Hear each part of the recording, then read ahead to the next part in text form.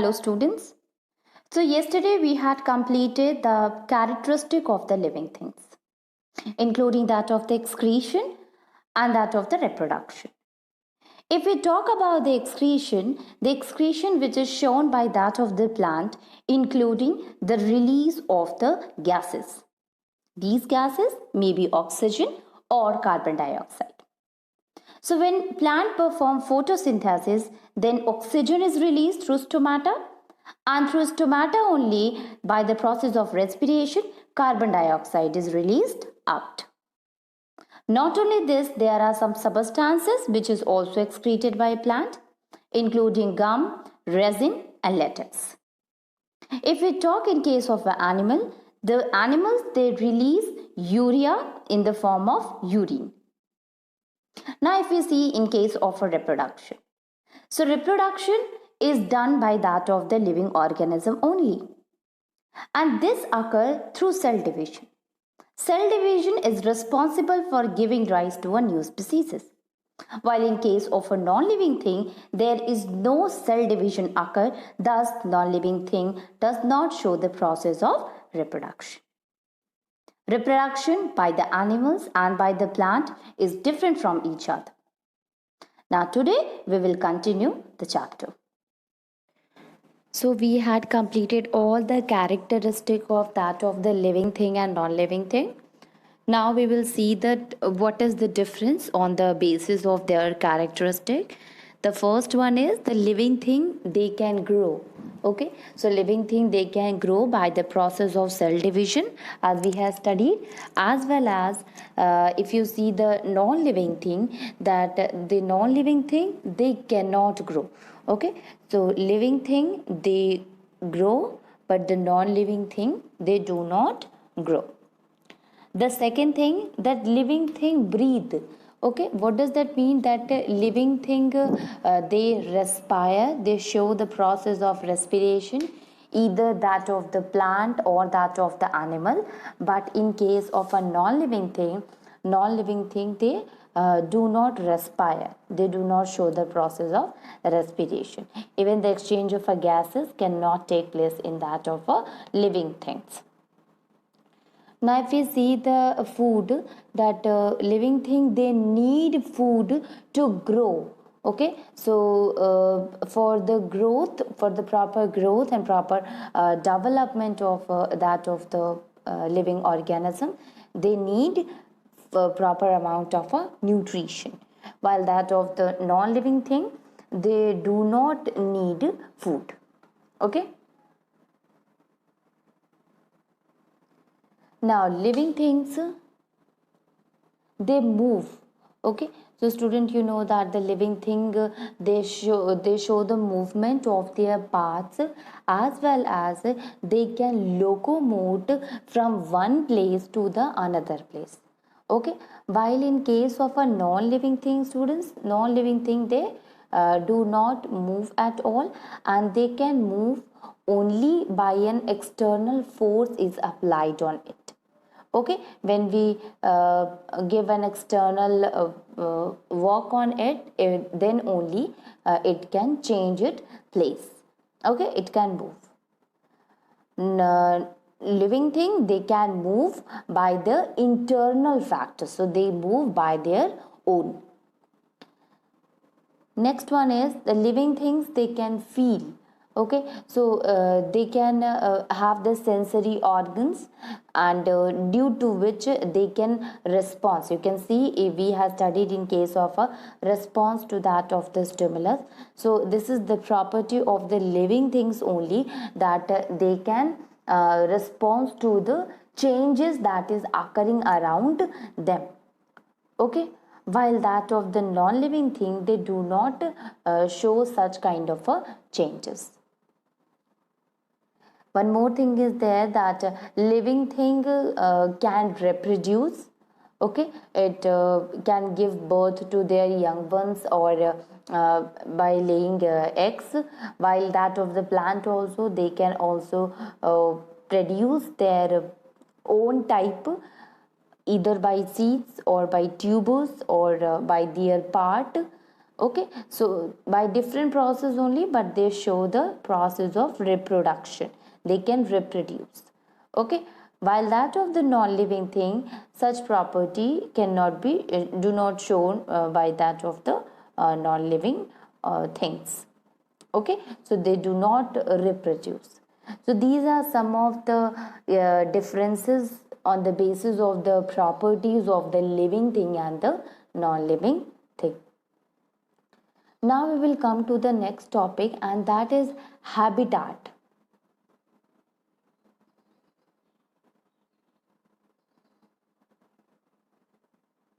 Habitats. So what is habitat, student? The place or the surrounding where a plant or an animal lives is called its habitat. If suppose I say an animal is there, it is having certain habitat, it means that the surrounding is like that. So we can define it like the place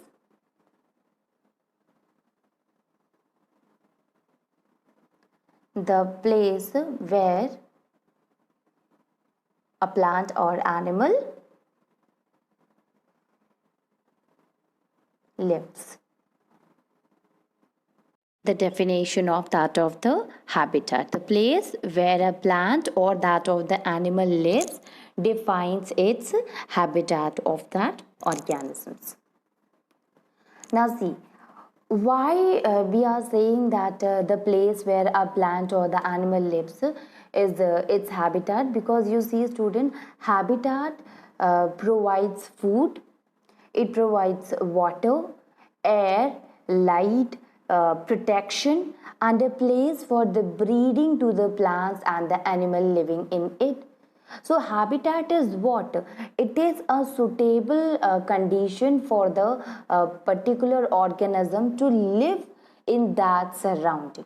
Okay, because that surrounding is providing food, providing water, providing air, light, protection, as well as the breeding to that plants and animals. So a habitat, it provides everything to the organism which they need to live. Okay, now you see the different types of plants and animals, they live in a different types of a habitat. Okay, it means there are different types of habitats are there for different animals. Like if you see, forest is there, grassland is there, garden is there, or a desert is there, hills are there, or field are there, soil is there, tree, river, sea, seashore. All these are the examples of the habitat. And a plant or an animal is adapted to survive in its habitat. So basically, when we talk about a habitat, student, so these habitats are classified into two. So the classification occur in it is of two type. Okay, so all the habitat, it is divided into two main group, and that is, the first one is the terrestrial habitat and the second one is the aquatic habitat. Okay, terrestrial habitat is called as a land based habitat. Okay, so terrestrial basically related to the land habitat, land based habitat. So the plants or the animal which live on land, they are said to be live in a terrestrial habitat. An example of the terrestrial habitat are desert, or mountains are there, even the forest or that of the grassland, soil, home. These all are the example of the terrestrial habitat. So terrestrial habitat is what? The plant and animal which live on the land, they are said to have a terrestrial habitat. Now see, a cactus plant or a camel, they live in a dry land, and that land is called as a desert. Okay, so we can say that the cactus and the camel, they live in a terrestrial habitat. Okay, student, if suppose question is asked that a lion lives in a forest, so what kind of a habitat, means in which habitat we should classify it? So we will say that a lion is it lives in a terrestrial habitat. Same thing with the grassland also. Okay, so desert, forest and the grassland, all the plant and animal who live in the land, that we consider them as they are having terrestrial habitat. Now aqua means water. Okay, so a water based habitat is called an aquatic habitat. Okay, so we can say that a plant or the animal which live in the water are said to live in an aquatic habitat. Okay, so those plants and animals which live in a water, they possess aquatic habitat. So we can say the pond, lake or the river or the ocean, sea, these all comes in aquatic habitat. No, now see, the type of the habitat, it varies from the organisms to the organisms. Now see here, the plants, they grow better and survive in a longer particular habitat to which they are adapted. Okay, now see student that every plants and the elements, they are having the different habitat according to their need. Okay, so if they want to survive better, they want to grow better, then they have to live in a particular habitat which suited it, which help it in the growth and the development. Now see, like some plants are there which prefer in a hot and a dry area of land, like that of the cactus plant. So the cactus plant, they grow and they survive well in the hot and the dry areas of the desert. And why is it so? It is because if an organism wants to live in a particular habitat, that a particular organism have to make itself in such a way that they can survive in that particular region, in that particular habitat. What does that mean? That they have to adapt to live on a very particular habitat. The same thing happened with that of the cactus. Cactus is adapted to live on a very little water for a long period of a time. And the habitat of a cactus plant is desert. Okay, so cactus is adapted to live on a water, and it can live without water for a long period of a time, and this is because it comes in a terrestrial habitat. In terrestrial habitat, we include it in the desert. Now there are some plant also which prefer to live in water, like that of the lotus plant. So the lotus plant, it grow and live in the water of a pond, and it cannot survive without sufficient water. So the habitat of the lotus plant is a pond. Okay, so likewise you can see that there are some plants and there are some animals also who can survive in their particular habitat. If we see the animal student, you see fish. So fish is an animal which live in the water.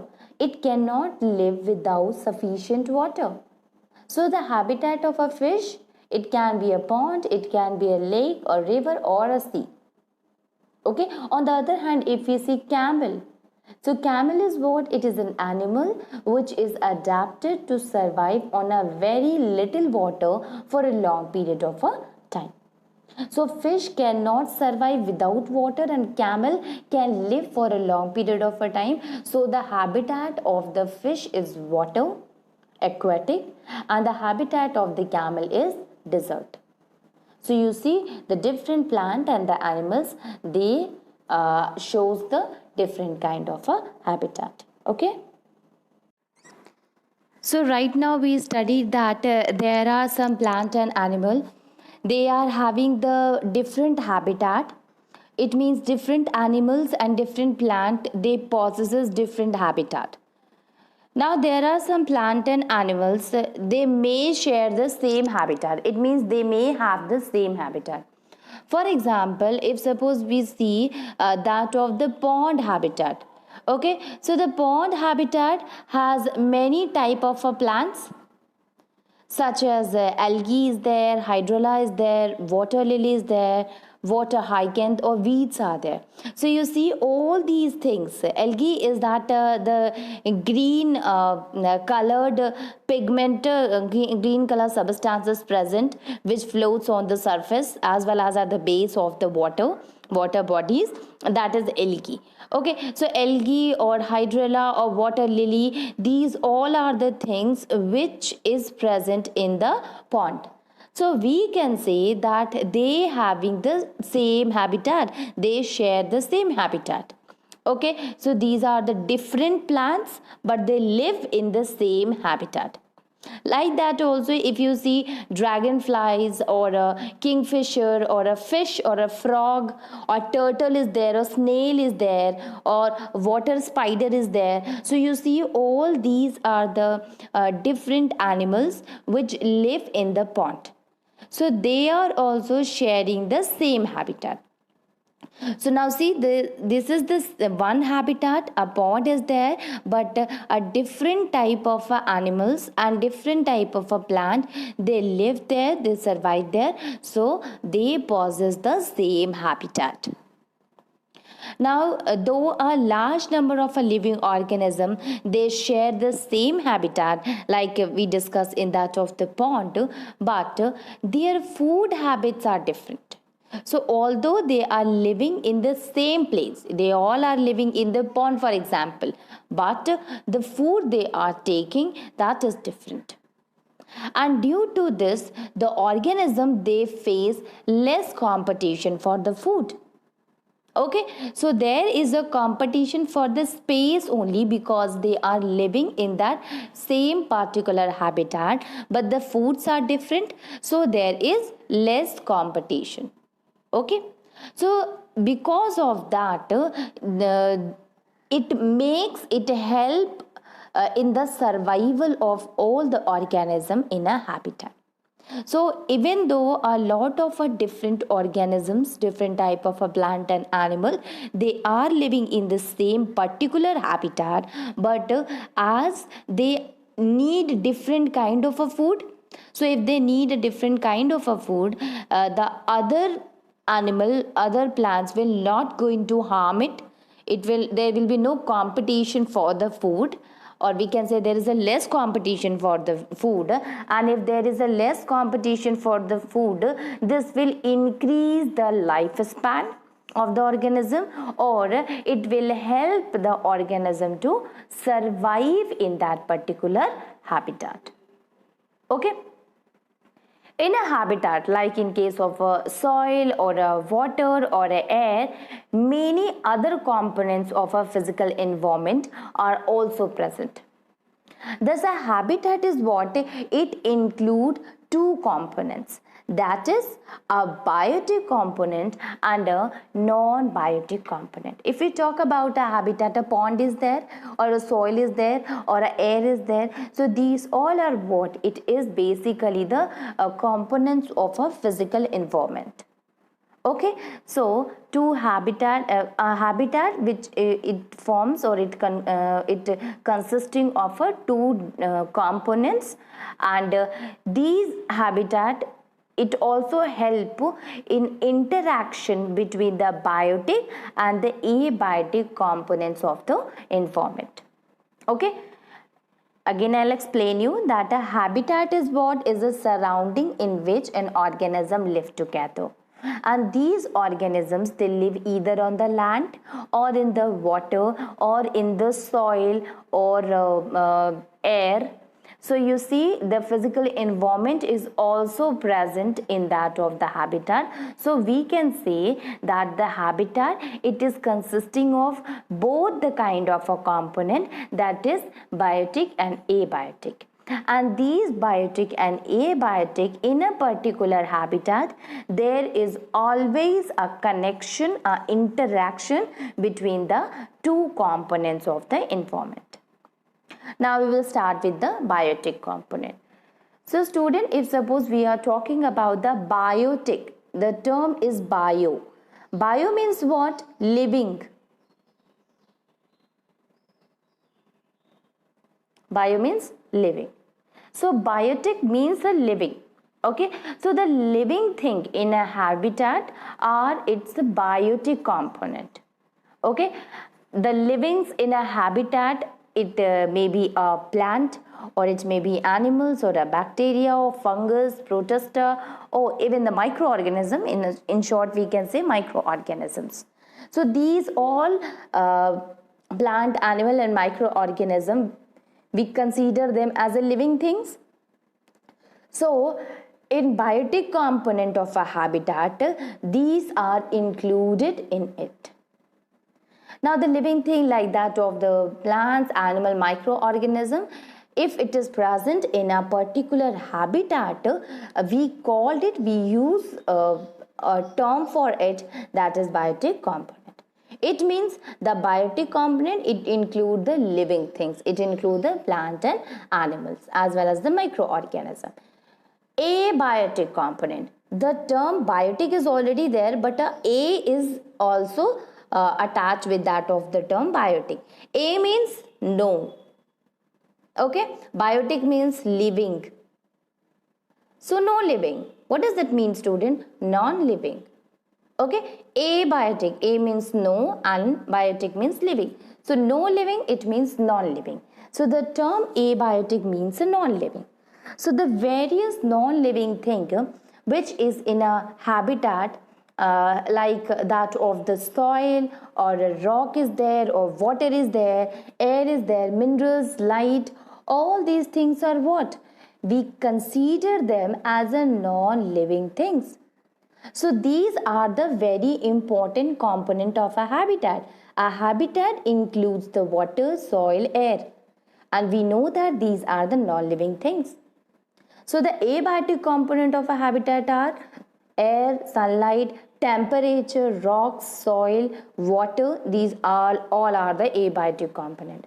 And the various non-living things such as these things, temperature, sunlight, or a rock, they are called as a abiotic factor of the habitat, or we can say that they are the abiotic components. Now again I am telling you, biotic means what? It means the living things which is present in that particular habitat. Okay, non-biotic or abiotic is what? In which non-living things are present in that particular habitat. Biotic component include the plant, animals and the microorganisms, and abiotic component include the soil, rock, water, light, air and minerals. So in a habitat, these two components are the very necessary for making a, or we can say these are the two different factors on which the habitat depends, biotic and abiotic. Now how these are dependent on each other, let me describe you. Now if you see, student, the soil, it provides various nutrients. Okay, if we start with that of the soil. Now soil is what? It is a abiotic component, it is a non-living thing. Okay, so soil, it provides, maybe yes, it is a non-living thing, but it provides a various nutrient like that of the nitrogen, or as well as it help in providing the minerals, it help in providing the water for the growth of the plant. So it help in providing the various nutrient like that of the nitrogen for the proper growth of the plant. So this soil interacts with that of the plant. If the soil will be not present in our environment, in our surrounding, then the survival of the plant will be not possible. So these plants, they are dependent on the soil for the minerals as well as for the absorption of water. Now if we talk about the air, student, so air provides what? It provides carbon dioxide. It provides carbon dioxide gas to the plant. It provides carbon dioxide gas for the process of the photosynthesis by which the plants, they can make food. Now this photosynthesis, by which the oxygen is released. So oxygen also goes into the air itself, and thus that oxygen again used up by the animals. So air is important for both for plants as well as for the animals, because the plant, they need carbon dioxide, it get carbon dioxide gas for making food from the air. Next one is the water. Now water is a very essential thing. You know that water is there which makes our living things to survive. So water, all the living things, they are dependent upon the water. Okay, if you see that in case of the plant they need water for the preparation of the food. Animals, they want to maintain the temperature, as well as the water will help in transporting the different substance inside the body. Then in case of the microorganisms also, they need water to survive. Now if we talk about the sunlight, student, so sunlight is what? It is a important source of the light for us. And you know that sunlight provide energy to the plants, also to that of the animals. So to plants, it help in the process of photosynthesis. You know that the sunlight, if sunlight will be not there, the animals will not able to the plant will be not able to perform the photosynthesis. Animal, you see, it needs energy, and that energy is given by the sunlight. Even you have seen some of the like that of the vitamin D, we take it from that of the sunlight. So sunlight is an important resource for all the living things. Minerals, the same thing. If you see the heat or the temperature, so you know that the temperature is required for the germination of the seeds to grow into new plant. So heat is also required for us for the germination of the seed. So you see here, student, these abiotic factors like that of the air, water or the sunlight, they are important for the growth of the plant, as well as they are important for the animals and microorganisms too. So if there will be no abiotic factors or abiotic components will be not present, then it will be not possible for the living organism, or it will be not possible for the biotic components to survive. So there is an important role played by that of the abiotic component. So there must be interaction, or this biotic component is totally dependent upon the abiotic factors. Okay, so there is in our ecosystem, biotic and abiotic component, they interact with each other for the survival of the living organisms. Now we will come to the next topic, and that is known as the adaptation. So you see, student, we have studied that of the habitat, that how organisms, they survive in a particular condition, they survive in their particular surrounding. Now we will talk that how they are able themselves, how they change themselves to survive in that particular habitat. So there are different kind of a habitat, and these habitat, they are having the different environmental conditions. Okay, so we can say that different kind of a plant and animal, they are having the different habitat. Okay, for example, if you see a desert, so desert habitat, it is having very little water available in it, and the plant and animal which live in the desert have developed some special features in their bodies, and due to which they can survive in the hot, dry condition present there. Okay, so like that of the cactus or animal like that of the camel, they can survive easily in the desert because the changes have taken place in their body structure over a long period of a time, which hot desert have a little water, as the hot desert, they are having the little water only. So you see, student, in case of a desert habitat, If a plant and animal, if you are trying to crop a plant in case of in that of the desert area, then what happened? Due to the very less amount of the water available there, or due to the presence of a very less amount of a water, you can say that the plant will be not able to survive there. If suppose you take an animal there and want to make it to survive in that particular region, in the desert habitat, is it possible for the animals to survive there? No. So what are the different types of animals and the plant which can survive there? That is the cactus and that of the camel.